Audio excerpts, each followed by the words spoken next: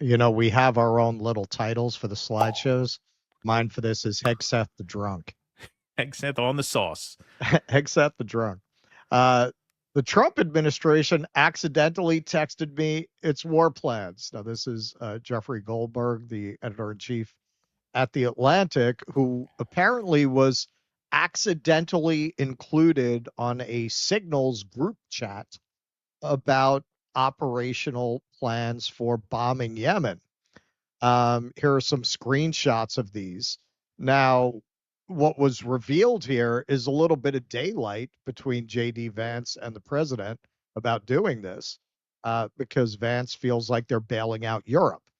40% of European shipping goes through the Suez and only 3% of American shipping. So here's Vance to Hegseth. If you think we should do it, let's go. I just hate bailing Europe out again. Let's just make sure our messaging is tight here. And if there are things we can do upfront to minimize risk to Saudi oil facilities, we should do it. Hegseth, I fully share your loathing of European freeloading. It's pathetic. But Mike is correct, meaning Mike Waltz, National Security Advisor, who, according to Goldberg, was the one who invited him to the chat. But Mike is correct. We're the only ones on the planet on our side of the ledger who can do this. Nobody else even close. Question is timing. I feel like now is as good a time as any given POTUS directive to reopen shipping lanes. I think we should go, but POTUS still retains 24 hours of decision space. And Stephen Miller, presumably here, SM. As I heard it, the president was clear. Green light, but we soon make clear to Egypt and Europe what we expect in return.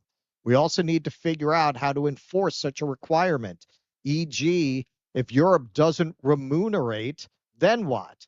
If the U.S. successfully restores freedom of navigation at great cost, there needs to be some further economic gain extracted in return. Agree.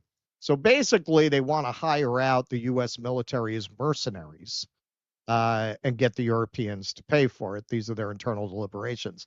According to Goldberg, there were 18 people on this chain, including Tulsi Gabbard, Ratcliffe at the CIA was also on this, and obviously the vice president, Hegseth, and so on. So here's where it gets really explosive, literally. At 11:44 a.m., the account labeled Pete Hegseth posted in Signal a team update. I will not quote from this update or from certain other subsequent texts. The information contained in them, if they had been read by an adversary of the United States, could conceivably have been used to harm American military and intelligence personnel, particularly in the broader Middle East Central Command's area of responsibility.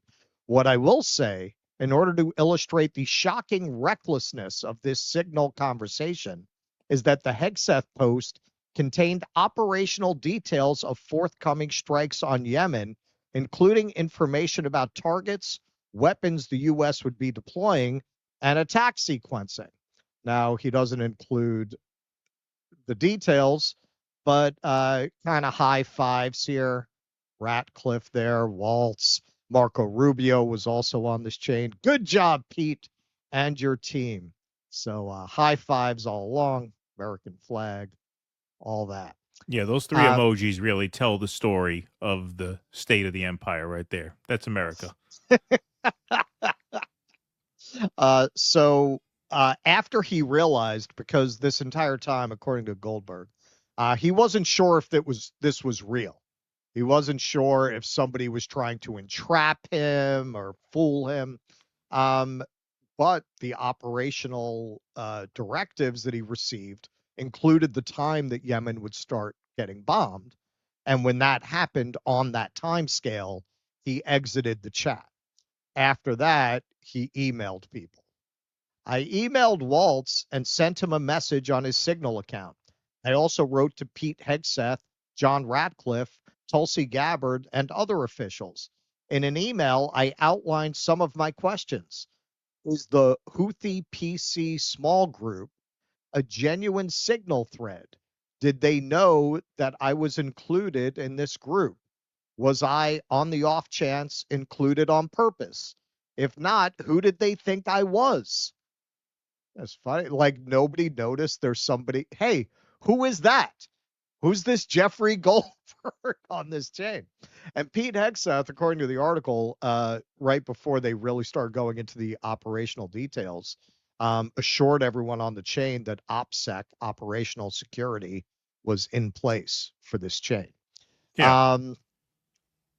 If not, who did they think I was? Did anyone realize who I was when I was added or when I removed myself from the group? He also points out in the article, even after he exited, nobody noticed. Running a tight ship over there. And why is he such a brown noser? You know, Max wrote a Gray Zone article about this. He just dropped it. Like, if you're about to get good shit, you're a journalist, stay in. Keep your listening post. But no, he's a good boy. He wants to write in the Atlantic what a good boy he was. I left and started emailing people. To be fair with this crew, he probably didn't want to wind up in El Salvador. Yeah, didn't want to. To senior, I guess he didn't want to be anyone's girlfriend in an El Salvadoran prison. Do senior Trump administration officials use Signal regularly for sensitive discussions? Do the officials believe that the use of such a channel could endanger American personnel? Brian Hughes, the spokesman for the National Security Council, responded 2 hours later, confirming the veracity of the Signal group. Quote, "This appears to be an authentic message chain, and we are reviewing how an inadvertent number was added to the chain," Hughes wrote. "The thread is a demonstration of the deep and thoughtful policy coordination between senior officials. The ongoing success of the Houthi operation demonstrates that there were no threats to troops or national security." Well, there were no threats because you got Jeffrey Goldberg and not somebody who would have used the information that way. Certainly, it was through no fault of the people on that chain that there was no threat to the military. William Martin, a spokesperson for Vance, said that despite the impression created by the texts, it's funny, this is what they thought was important to put out there. The vice president is fully aligned with the president. Quote, "The vice president's first priority is always making sure that the president's advisors are adequately briefing him on the substance of their internal deliberations. Vice President Vance unequivocally supports this administration's foreign policy. The president and the vice president have had subsequent conversations about this matter in complete agreement." Well, that's what's really important here.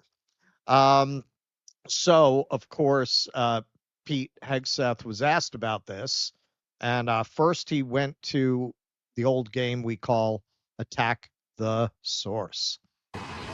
One question. Can you share how your information about war plans against the Houthis in Yemen was shared with a journalist in the Atlantic, and were those details classified? You're talking about a deceitful and highly discredited so-called journalist who's made a profession of peddling hoaxes time and time again, to include the hoaxes of Russia, or the fine people on both sides hoax, or suckers and losers hoax. So this is the guy that peddles in garbage. This is what he does.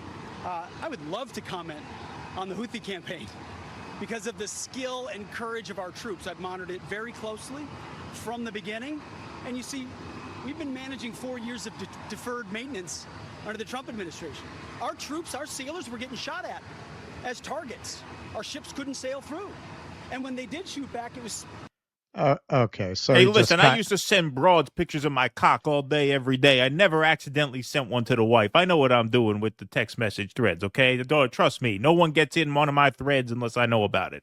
My wife was never once able to breach Signal's encrypted security. Exactly. So he tries to get away with a game of blame the source. Then he tries to talk about what a great job they're doing. But the reporter asking the questions was not having it. Again, she tries to get a straight answer. As we speak, from the beginning, overwhelmingly. Why were those details shared on Signal, and how did you learn that a journalist was privy to the targets, the types of weapons used? I've heard I was characterized. Nobody was texting war plans, and that's all I have to say about that. Right, Thank you. Appreciate it. The NSC said it was authentic. All right, so the reporter points that out. He also got community noted, and Jeffrey Goldberg sat down with CNN to address his contention that no war plans were shared. That nobody was texting war plans, given you were privy to this group chat. Is that how you saw it? No, that's a lie. He was texting war plans. He was texting attack plans. When targets were going to be targeted, how they were going to be targeted, who was at the targets, when the next sequence of attacks were happening. I didn't publish this, and I continue not to publish it because it felt like it was too confidential, too technical, and I worry, honestly, that sharing that kind of information in public could endanger American military personnel. But no, they were plans for the attack. And they were texted before the attack. And there were things texted that you viewed as so sensitive, you did not even publish them in your report today. I made the decision that the technical aspects of this, including what kinds of weapons packages, the attack sequencing, and so on, that's not necessarily in the public interest. What's in the public interest is that they were running a war plan on a messaging app and didn't even know who was invited into the conversation. I mean, it's an obvious, ridiculous security breach, and he if you notice, he didn't actually answer the question. So JD Vance says he was picking up a case of PBR and 8 couch cushions, and who was in. I didn't know what that meant. And what was really tough about it was he had to stop JD Vance from fucking the couch cushion to get it. So they say it comes from the top. So they ask Donald Trump about this report. He claims not to know anything about it. President, your reaction to the story in The Atlantic that said that some of your top cabinet officials and aides had been discussing very sensitive material through Signal and included an Atlantic reporter for that. What is your response to that? I don't know anything about it. I'm not a big fan of The Atlantic. To me, it's a magazine that's going out of business. I think it's not much of a magazine, but I know nothing about it. You're saying that they had what? They were using Signal to coordinate on sensitive materials and having to do with what? Having to do with what? What were they talking about? With the Houthis. The Houthis? You mean the attack on the Houthis? Right. Well, it couldn't have been very effective because the attack was very effective. I can tell you that. I don't know anything about it. You're telling me about it for the first time. That is one steady hand on the tiller. Now, it's also pointed out in the Atlantic article that the people on this chain broke several laws in all likelihood. For example, conceivably, Waltz, by coordinating a national security related action over Signal, may have violated several provisions of the Espionage Act, which governs the handling of national defense information, according to several national security lawyers interviewed by my colleague Shane Harris for this story. The Signal app is not approved by the government for sharing classified information. The government has its own systems for that purpose. Now, you might remember that Hillary Clinton mishandled classified information, and a lot of people were really up in arms about that. We always felt that she should have been held for account to that, and Comey pussied out. There was somebody else who felt so strongly about that, he promised in 2016 to fully prosecute anyone who mishandled classified information. Let's hear from that guy. In my administration, I'm going to enforce all laws concerning the protection of classified information. No one will be above the law. No one will be above the law. Well, I guess he has to sack basically his entire national defense team. Now, the MAGA cope on this has been particularly pathetic, even for that crew. Basically, they've been going with the Pee Wee Herman defense, as it's known in the business. It goes something like this. I meant to do that. Yeah, so that's pretty much where they're going.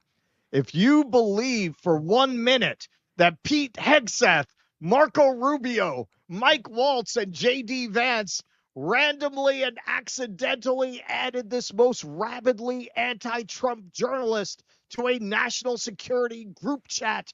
You're definitely the mark. These are some of the most competent people in the country. And you believe they would just screw up like this? Simply not possible.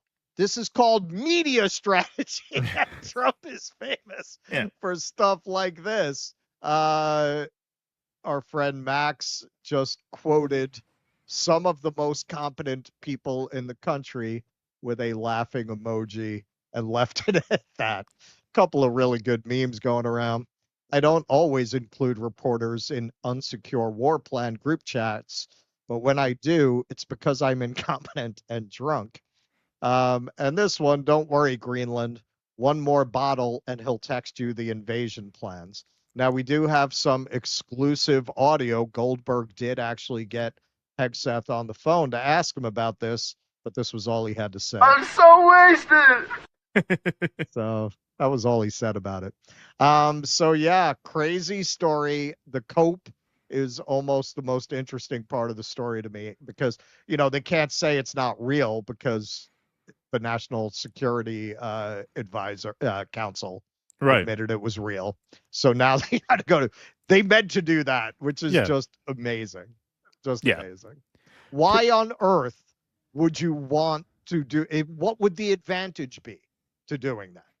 You could maybe make that argument if they didn't really bomb Yemen at exactly the time they said they were going to. Why would you tell somebody? Why would you? To find your way clear to believing that. Oh, wow. The level of density, you'd have to absorb light to be that dense. Exactly. Yeah. All right, my take. I'm giving my take in video form here. Here's the ultra competent Pete Hegseth. For those who have not seen this video, this is fucking hilarious. This is back in his Fox News days doing an axe throwing. Watch this. Who's gonna win this battle of the lumberjacks? That's some crap that. I'm putting my money on. Now look it. Watch. It's not over yet. Look where that ended up landing. He almost kills the fucking guy. They had a person competence. Talk about the producer being incompetent. How do you put a marching band behind the axe throwing? This is ultra. This is the picture of competence right here. Pete Hegseth. Yeah. Does not at all seem like the kind of guy who would.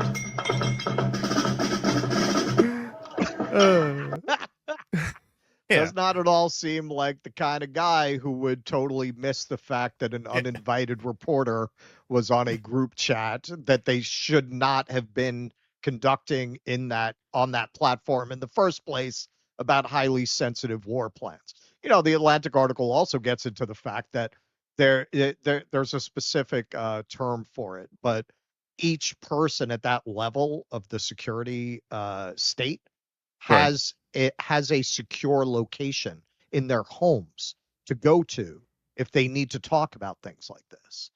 Like the idea that you would do this possibly on a phone. What if you lose the phone? Like they all broke several laws regarding handling classified information just by being in the Signal chat.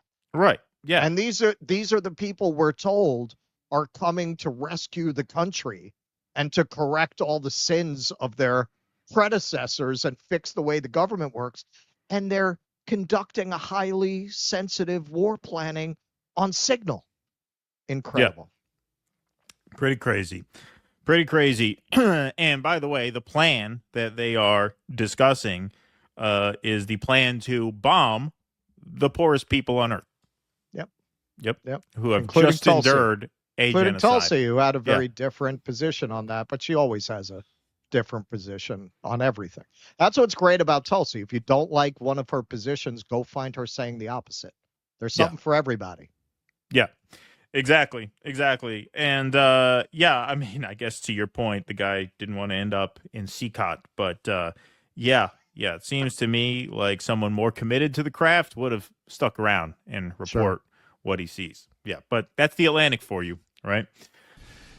Please clap.